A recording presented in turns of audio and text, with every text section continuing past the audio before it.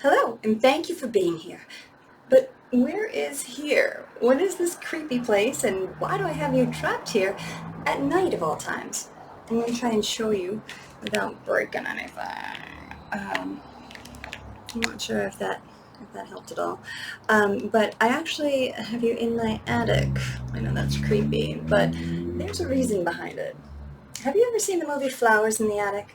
The original one.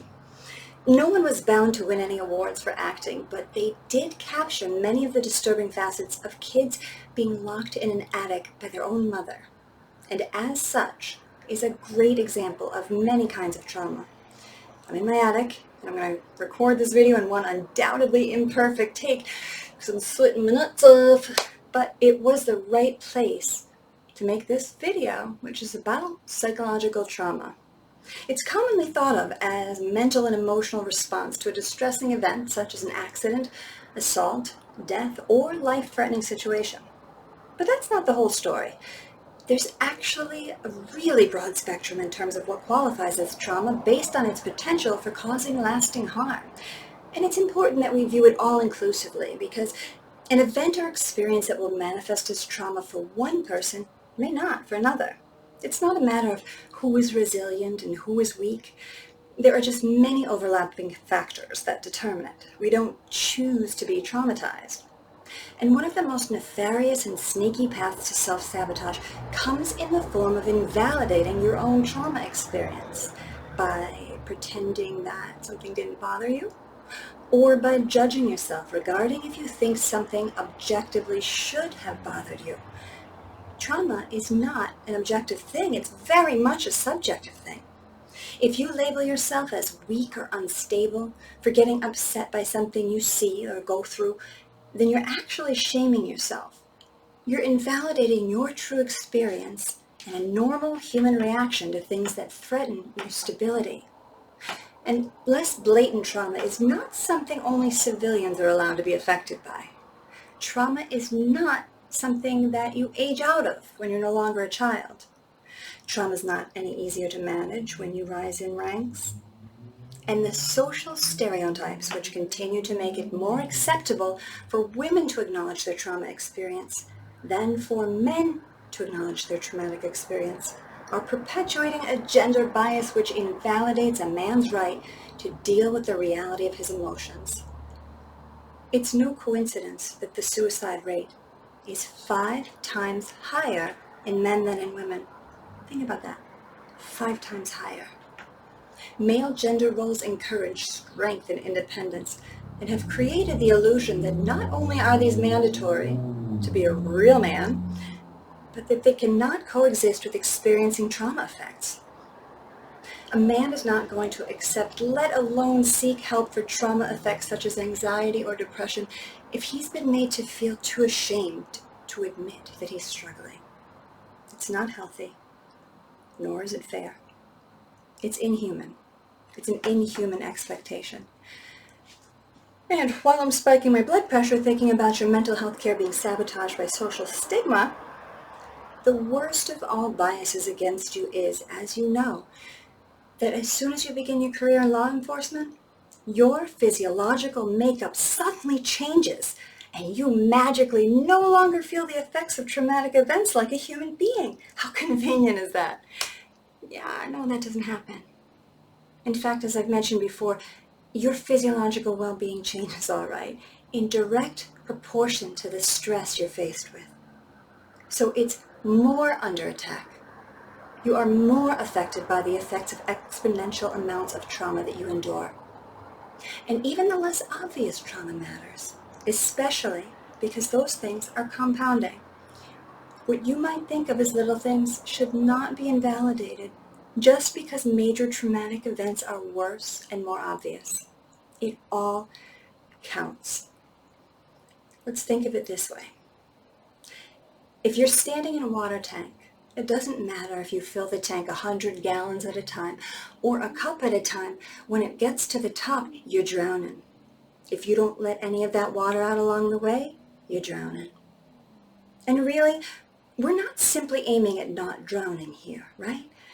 We're done with the days where society thought all you were entitled to was survival.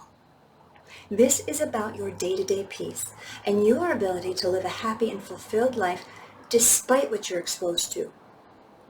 So, what might you have overlooked in terms of validating your own trauma experience? What might count? I'll give you some examples so that you can begin to be aware, and please try, if you can, be aware if any of them stir something in you. And don't look away. Show yourself compassion. Don't judge yourself for the things that bother you. Let yourself matter. Before I give you examples, I'm going to do the water thing. It's quite warm over here. It's very dry. All right. Examples. Growing up with a parent who was absent, whether it be physically, mentally, or emotionally, it doesn't have to have been blatant abuse. Numerous psych studies have shown that being invisible or irrelevant in a family that appears normal or even great on the outside can do just as much damage as incidents of blatant acute abuse.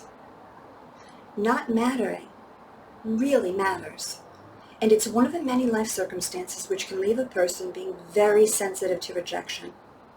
Rejection sensitivity is such an important topic, such a seemingly subtle thing, but it can actually sabotage a lifetime of relationships.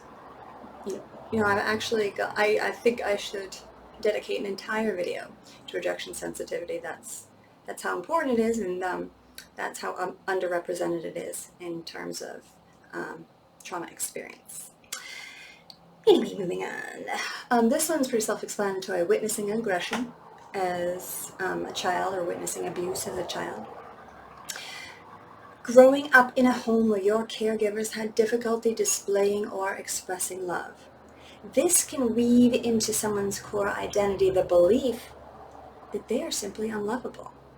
It was their fault that a parent didn't seem to love them.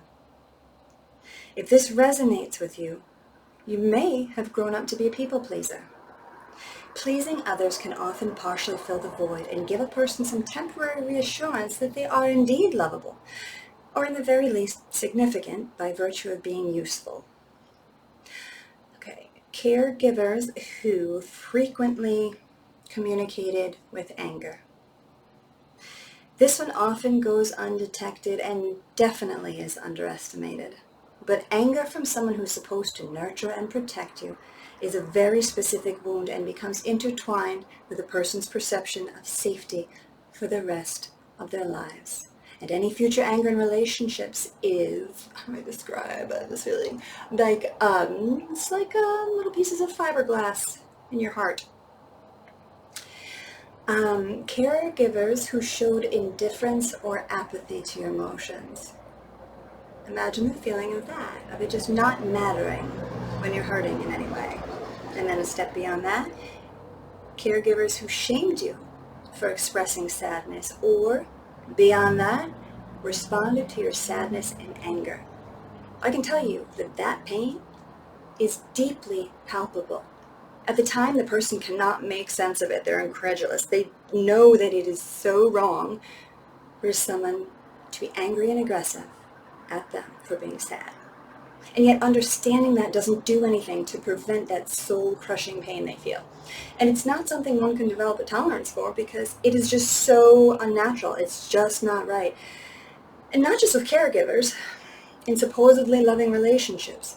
It is psychologically extremely damaging. In the next video, don't count this as a promise, but I intend to give you an example of one of the many lasting effects this dynamic can have. It's also a great time here to make the connection that since we know it's psychologically damaging to have your emotions avoided, rejected, discouraged, or minimized, we must not do this to ourselves. We must allow our pain to be real and to matter. And the next one, that's a juicy one, gaslighting, also falls under the heading of mindfuckery. And truly, this one also deserves its own video, so that might be coming down the pike. But to sum it up, it's basically when another person actually makes you question reality, which was valid, by invalidating your words and feelings about being upset. And not only do they neutralize your right to be upset, they somehow twist things around and manage to put the blame on you. And lastly, I wanted to make sure that you knew that things that you may consider just life circumstances can actually manifest as trauma. Things like messy breakups, financial hardship, loss of a pet, career changes, and, here's a good one, job burnout. I know this has been a lot of information, and for some people, it will have stirred up some difficult emotions, myself included.